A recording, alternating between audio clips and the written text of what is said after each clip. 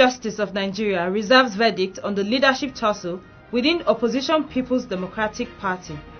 Court fixed June 23, 2017 to pass verdict on the Sokoto State Guba tussle. Alleged money laundering, court grants Andrew Yakubu 3 weeks leave for medical treatment. Hello and welcome to Judiciary Watch. We have interesting judiciary news packages for you. Plus, bail, therefore, must not be punitive, must not be excessive.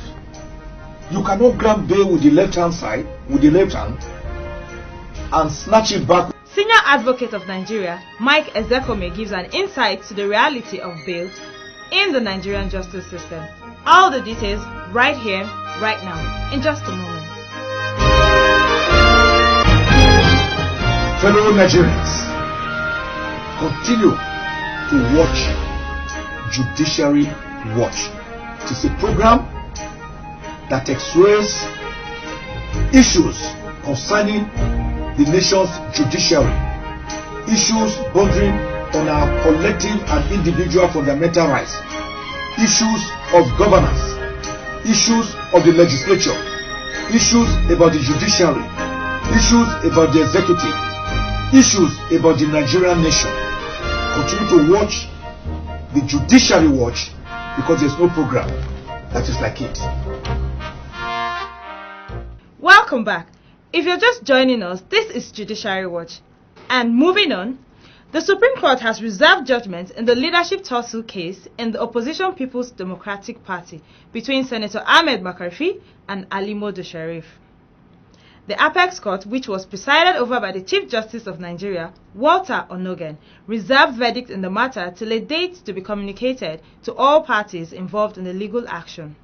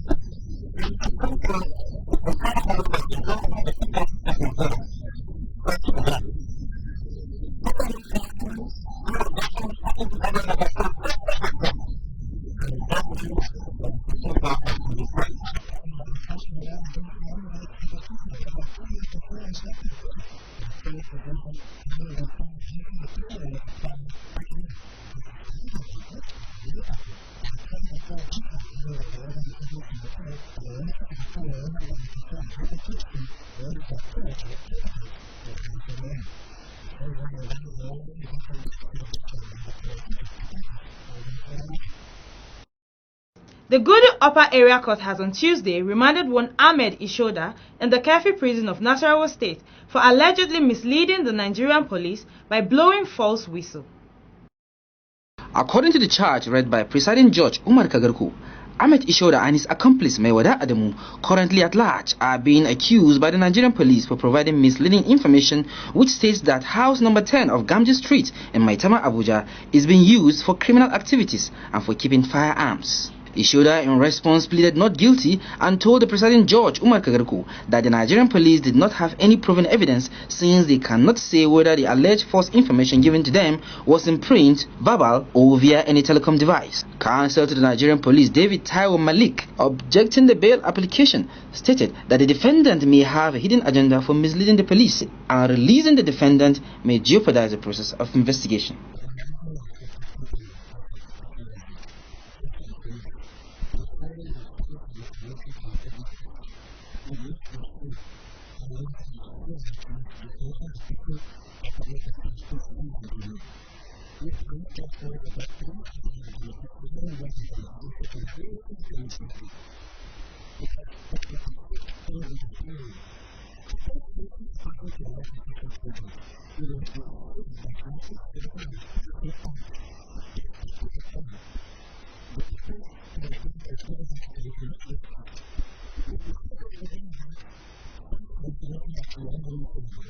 Misleading the Nigerian police is an abuse of the whistleblower policy and may sabotage the target goals of the policy.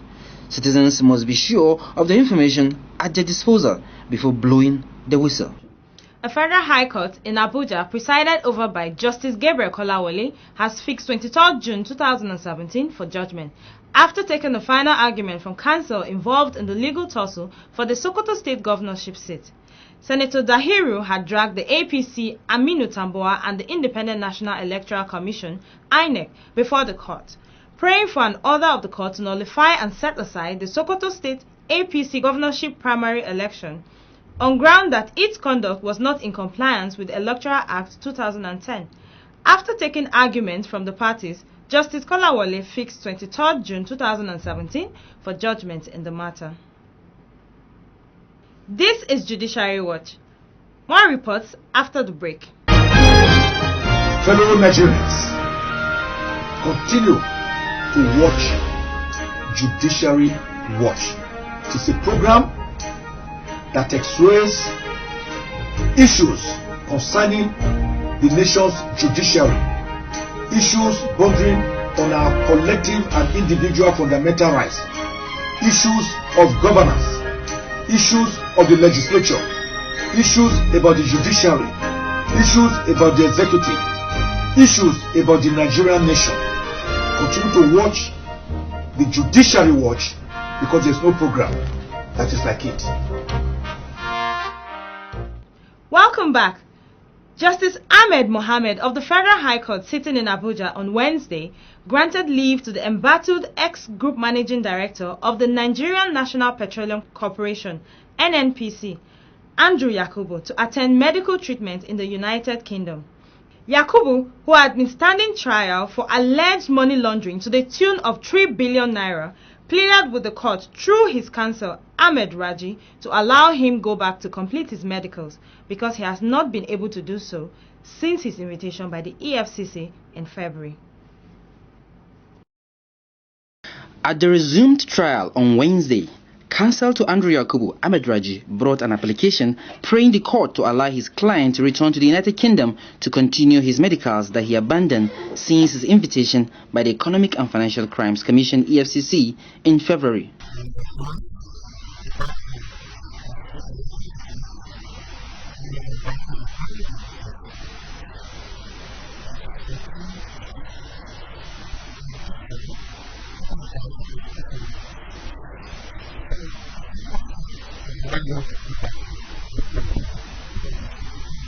Prosecution counsel Prince Ben Ikani agreed to have been served with the application and did not oppose to it since it is based on health grounds.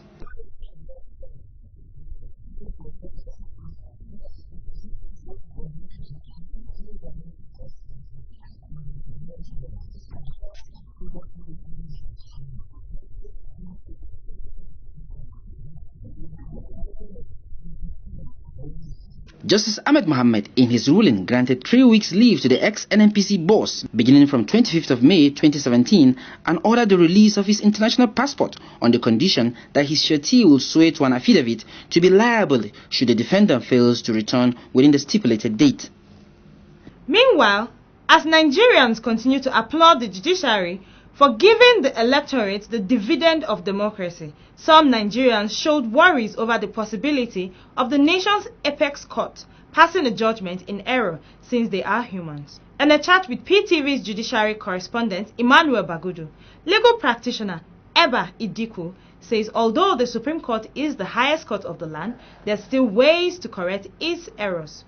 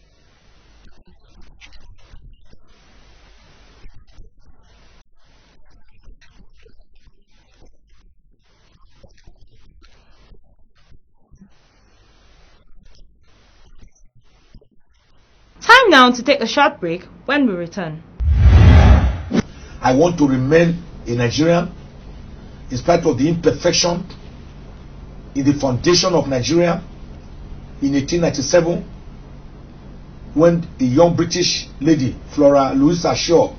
don't go away.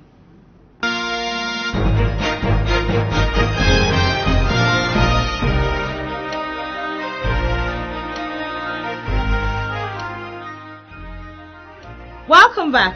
It is now time to meet the legal luminary, Chief Mike OZEKHOME, SAN, on the reality of bail in the Nigerian justice system.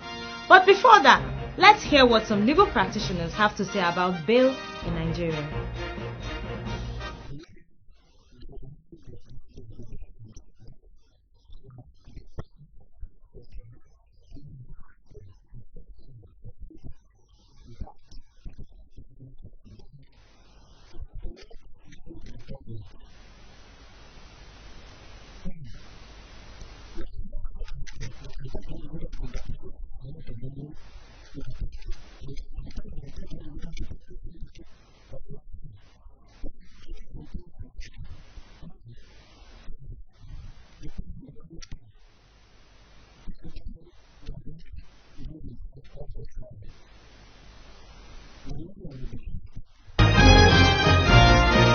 We're here at the chambers of a renowned senior advocate of Nigeria and a constitutional and human rights activist, Chief Mike A.A. OZEKHOME. You're welcome, sir. It's an honor to have you on this episode. Viewers. You're welcome. On our first question, sir, we would like to understand what is bail and what are the kinds of bail that we have in Nigeria. Well, the concept of bail has to do with the concept of freedom itself. The American Constitution tells us that all men are born equal. Like it is the right of man to preserve that freedom, that dignity that makes us different from the lower classes of animals. Right from the time we are born, it is clear that God himself wanted freedom and liberty for us. It is not the Constitution that actually gives us a right, such as right to liberty, freedom of movement, freedom of association, freedom of speech. It is not correct. I've always blown this myth into smithereens. My freedom of movement was granted to me by God by giving me my legs to walk. So all that the constitutions of various countries of the world have done is merely to constitutionalize or to put in a formal method or way these freedoms and rights already granted to us by God because we are human beings. So bail is one of such right emanating from the fact that even when you have been accused of a criminal offense, you are still entitled to your freedom, to your liberty, whilst that trial is going on. Our criminal justice system is the Anglo-Saxon model, which is accusatorial. By that we mean that it is your innocence, not your guilt, that is presumed. That has been put or given legal imprimatur in section 36 of the Constitution of Nigeria 1999. It is different from the French model, which is inquisitorial, by which it is your guilt that is presumed and you have to prove your innocence. We haven't gotten there. Although in our 2014 National Conference, the Judiciary and Legal Committee, and this was popularly adopted, actually recommended that we take up the French model, so that if we accuse you of a crime, that you have stolen this car, you should be able to defend yourself by saying, no, I did not steal the car, these are the receipts with which I bought it. But until we get there, we have to look at the law as it is. We call it the lex lata of a law. It's different from the de lege verenda, the law as we would want it to be. So be that as it may, the right to bail is a constitutional right given to us by section 35, subsection 5 of the 1999 Constitution. And it is predicated on the fact that every accused person is entitled to his liberty and his freedoms until he has been found guilty by a competent court of law. Indeed, the Supreme Court once put it in the case of Elias against Omobare, reported in 1972. He said, it does not do us any good to see a guilty person walk free from crime, but until a person has been arraigned, tried and convicted, then he is free to breathe the free air and tread the free soil of Nigeria. Now, bail, therefore, is that component of our criminal justice system which allows an accused person to go home upon certain conditions or without conditions, subject to his coming back for trial. So the purpose of bail, therefore, is to ensure that an accused person returns for trial. And once you are sure that that accused person will return for trial, then there is no need to deprive him of his freedom. Bail, therefore, must not be punitive, must not be excessive. You cannot grant bail with the left hand side, with the left hand, and snatch it back with the right hand by putting impossible conditions to be met by the defendant or the accused person. So I laugh at times when I see courts of law grant bail and saying, granting you this bail, you should not assemble with people. You should not address or talk to more than 10 people. The time that was granted to Nnamdi Kanu of IPOB. Yes. I'm a lover of pets. If you go outside there, you will see bamboos. Wow. You will see dogs. You will see monkeys. I cage them. But the day I open that cage to allow them freedom, you see the way they all jump up, the way they celebrate with each other, then you will know the meaning of freedom. You cannot know the meaning. You will never understand the meaning of freedom until you lose it. When I was kidnapped for 21 days, I knew and valued freedom more and liberty. So bail, therefore, is a concept which is built into our criminal justice system to enable a court of law allow an accused person go home while the trial is continuing. The court may impose certain conditions to ensure that that person comes back. If the person is a very responsible society figure, the judge can say, go home on self-recognizance. In other words, you are taking yourself on bail. A bond could be posted, could be placed for a bail. For example, sign a bond to forfeit 50 million naira, 10 million naira, 200 million naira in the event that you jump bail. And that is why the concept of surety comes in. A surety is a person who takes a defendant on bail by signing for that defendant to say, I will ensure that this defendant comes back to trial. If the defendant does not come back, then the court can summon the surety to forfeit that suretyship or go in the steps of the accused person and get detained until that person is produced. From what you have just said, sir, precisely on the case of Nnamdi Kanu, we understand that the offense that he's been charged with is a capital offense and it's not a bailable offense. So how come he's out there today after being granted bail? Every offense under the Administration of Criminal Justice Act, Yes, which is even an inferior law, and under Section 35 of the 1999 Constitution, every offense is bailable. In fact, the Section 35 says, when a person is accused of a criminal offense, he should be arraigned in a court of law within 24 hours, where there is a court of competent jurisdiction within 40 kilometers radius. Now, under the Administration of Criminal Justice Act, the burden has actually been shifted to the prosecution to show why bail should not be granted.